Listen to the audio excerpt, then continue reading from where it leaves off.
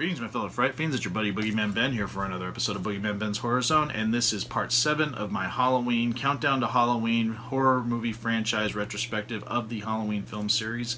I've been really having a lot of fun doing these, and I hope everyone's been enjoying them. Today's video is going to be on the 7th film in the franchise, which would come out in 1998, and that is Halloween H20.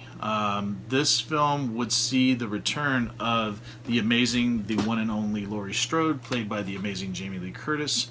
And initially, this film was supposed to bring back John Carpenter as a director and Deborah Hill as producer, but neither one of them wanted to continue with the franchise. So we got Steve Miner, who had done, Friday the 13th Part 2 and 3. He was also a part of Friday the 13th Part 1, but he had also done a lot of films in the industry. He had worked with Jamie Lee Curtis prior on the movie with Mel Gibson called Forever Young.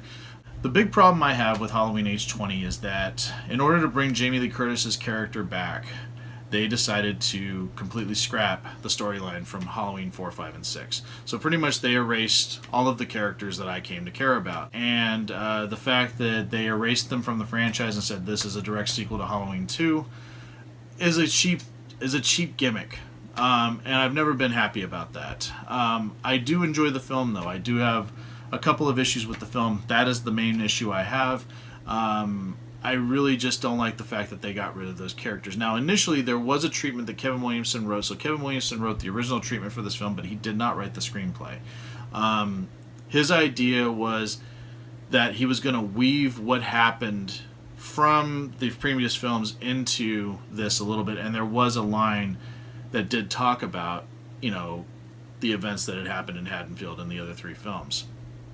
But in this film, there is still a kind of a link between it because Laurie Strode did fake her death. She goes by the name Carrie Tate in this film, and she lives and works at this prestigious school, private school that's up in the California hills, and Michael Myers seeks her out 20 years after the events of the original film.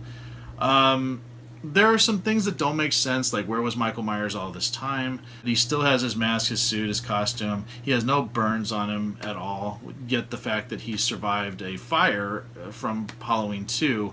And in the other films, 4, 5, and 6, which they chose to ignore, he had burn scars. There's another problem I have with the film, and I think it's just that it's too meta. This is right after Scream 1 and Scream 2. So all these horror films that were coming out were really kind of trying to be like Scream. Even the music in this film, which originally John Ottman had written a very, very different type of score, of course incorporating the themes from John Carpenter's original film, but they decided to scrap that music, and a lot of the music in this film is from the Scream films, and I didn't understand that at all. It doesn't work, and it really throws you off when it's happening. I don't like the way Michael Myers' masks look in this film. There's something really off about them. So many people bitch about the way the masks looked in 4 and 5, but I actually think this film the mask looks the worst, especially with the one they decided to go with. I know that there was several different iterations of the mask, and you just see it all through the film because the mask looks different in shot for shot sometimes. And even in one statement, they did a really weird CGI mask, which looks cartoonish. But the one that they use the most, I think, is the weakest. And I just never liked the fact that you could see his eyes so well. Like, the mask was really tight and you could see his eyes really well. And I like the mask having the dark behind the eyes. I don't know why, because it always goes back to the themes of John Carpenter's original film, The Blackest Eyes, The Devil's Eyes. You shouldn't see his eyes. And if you do, it should be brief. Because in the other films you did see them briefly, but for the most part it was black behind the eyes, and I just like that. I think that's so much more effective. I do think Jamie Lee Curtis is fantastic here, and I did like the dynamic between Josh Hartnett, this was like his first film, playing John, Carrie's son. I really love the dynamic between the two of them. I also like the other cast members in the film, like Adam Arkin, Michelle Williams, Jodie Lynn O'Keefe, and of course the amazing Janet Leigh. Jamie Lee Curtis's real mother and Psycho Scream Queen, who plays Norma in the film, which is a great nod to Psycho, and the fact that there's a scene of her driving her car from Psycho, which I thought was kind of cool. I also forgot to mention LL Cool J is fantastic in the film as well. I really liked the comedy he brought to the character of the security guard. I really liked him in it, and I was a big fan of him and still am. Grew up listening to him as a rapper and stuff like that, but he was fantastic in this film. I do think the ending of this film is kick-ass. When she finally goes toe-to-toe with Michael Myers, that is worth the price of admission right there. She's fantastic in the role.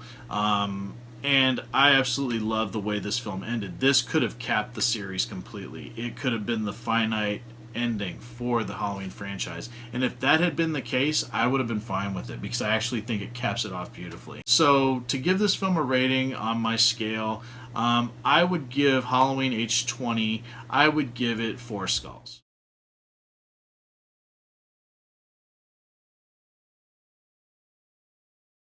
So that is my review of Halloween H20. I'm curious what other people think about this film and the franchise. Please leave your thoughts in the comment section below. Would love to hear from everyone. And stay tuned for the next part of this series where I will be talking about the film that I think everybody hates, and I'm really hoping people are interested to hear my take on it.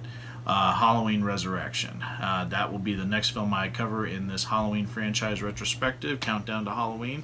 I hope everyone's enjoying it, and thanks so much for the support, and I'll talk to you guys later. Take it easy, stay scared, peace.